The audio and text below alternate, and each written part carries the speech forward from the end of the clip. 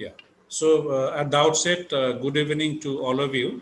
And thank you, Sanjay, my very good friend, for the very kind introduction. And it is an honor for me to be able to get this platform to discuss some of these burning issues.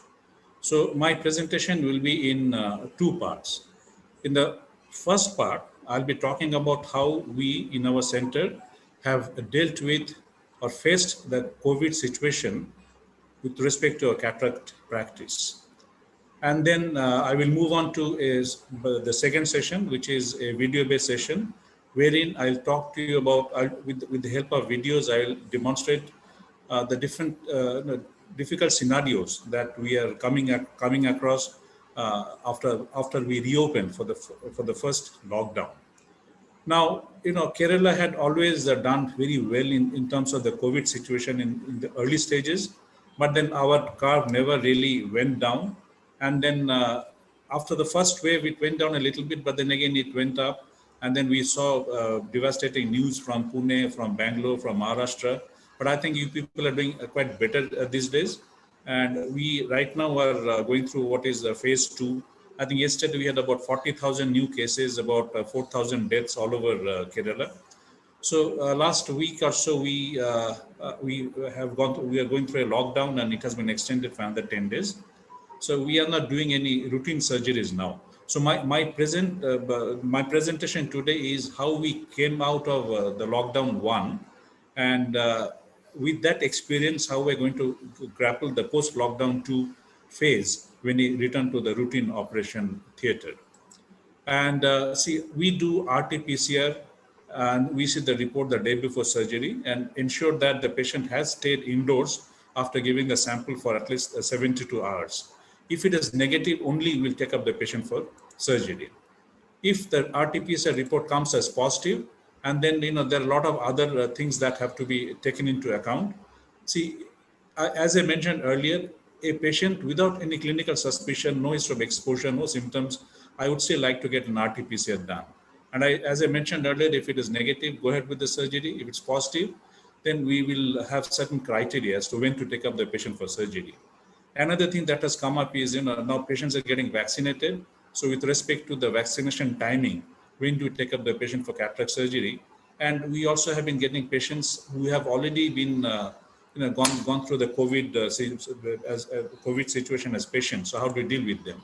So this is the guidelines given by the American Society of Anesthesiologists and Anesthesia Patient Safety Foundation. And it has already been described in the first talk. We give a minimum of 4 weeks between the diagnosis of the COVID-19 and the surgery for patients who have been asymptomatic, only mild symptoms. See, patients with serious symptoms, they have respiratory problems, and we want them to recover. And we don't, even if they have become RT-PCR negative, we don't want them to have any discomfort during the surgery, because if some of the surgeries may be difficult, and if the patient starts moving, becomes breathless, and becomes difficult. So these have already been discussed in the first talk by Dr. Rupali, so I'm not going through it. And then these are the American Academy guidelines, and so they require RT-PCR testing prior to ophthalmic surgery. This is just to substantiate what are the other tests other societies recommending. And the positive test should be managed even if the patient is asymptomatic, like any other patient with a positive RT-PCR test. So as soon as the patient comes in, he or she gets a betadine gargle, and we use a transport tape. It is very important. We change the tape, the 3-ply mask, give them a brand new mask, and make sure that there is a transport tape that is put here, so there's no gap between the tape and the rest of the area. And this area also should not be elevated. You have to ensure that it is flush with the skin, so that when you put the drape sticks nicely to the skin. So that is very, very important. And we also, almost all these patients are done at a monitored anesthetic care. So there is an oxygen tube that goes to the patient's nose. And then as was already discussed in the previous talk, see, povidone iodine is virucidal. So, and this is something which we have been routinely using for cataract surgery. So nothing much has changed in this regard. So we use about 5 minutes before the surgery, povidone iodine is instilled a couple of times, and the patient comes to the theater. Another important issue is make sure that your blades, the incision blades, and the phaco device, the phaco sleeve, they don't mismatch. We do not want too much of fluid coming out of leaking out of the sections where you can have the aerosol generated.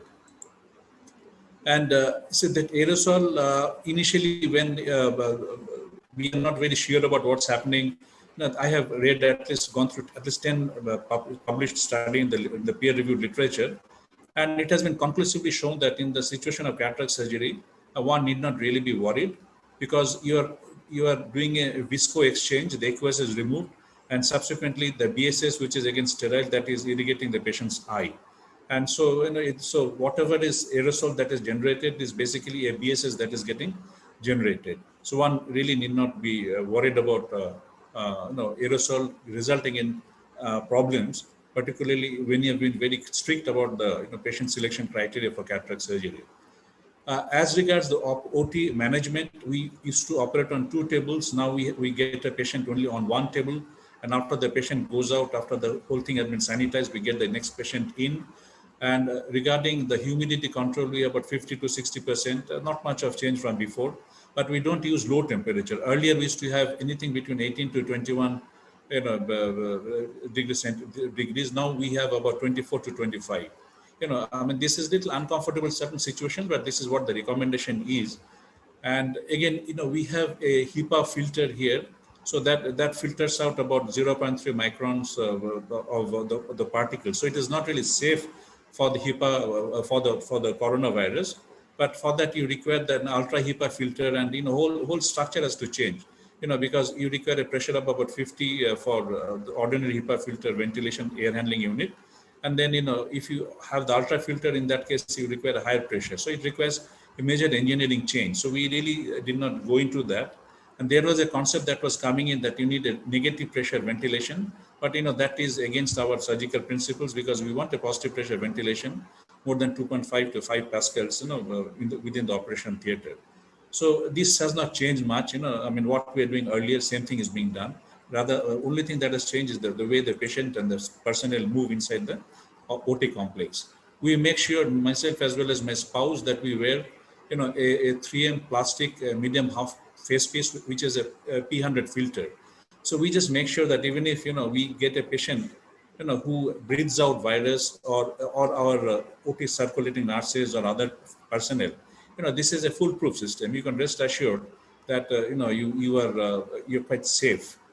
And make sure that the OT table is under the HEPA filter, and so that there is constant ventilation that is coming from inside from on the surgical table. Another thing we need to know that we put about 30 air cycles per hour. Initially, I think we're using 20, 25. Now we make about 30 to 35. So that also reduces the viral load, if at all there is any viral load. And we have made some customized UVC towers, 36 megawatt, the twin bulbs, twin UV lamps. And this is not kept inside the theater, but in the patient hold-up areas. We also have the air purifier, which has a dual mechanism of purification. Not really sure how it works, but we have been using it in the operation theater, outside the operation theater area. This is a place where our daycare patients used to be admitted, but now we get the patients, give appointment in such a way that the patients come only one by one. So a patient, as soon as she comes in or he comes in, changes the dress, changes the mask, goes inside the theater. And the bystander areas, we don't allow the bystanders to come here. We have relegated them to a very peripheral area of the hospital, which is close to the window. So only 1 or 2 bystanders are allowed per patient. And the subsequent patient, they have to wait outside the hospital for the surgery.